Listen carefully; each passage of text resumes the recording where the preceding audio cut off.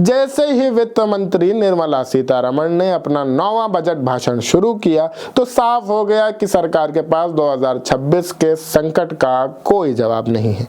इसलिए उन्होंने आज की बात छोड़कर सीधे 20 साल बाद यानी 2047 के विकसित भारत के सपने दिखाने शुरू कर दिए। राजनीति का नियम है, जब वर्तमान खराब हो तो भविष्य को बेचो।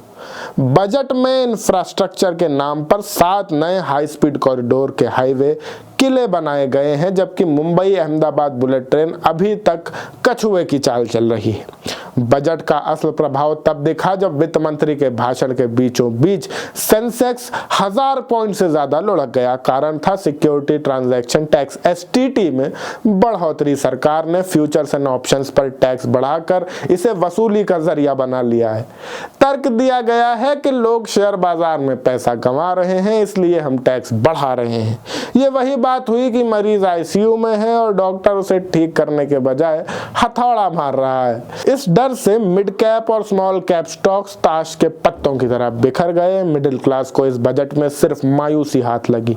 सॉवरेन गोल्ड बॉन्ड यानी कि SGB, जिसे सबसे सुरक्षित निवेश माना जाता है, उस पर भी सरकार ने रेट्रोस्पेक्टिव टैक्स लगा दिया। यानी अगर आपने बॉन्ड सेकेंडरी मार्केट से खरीदा है तो अब आपको टैक्स देना होगा। यह निवेशकों के भरोसे के साथ धोखा है।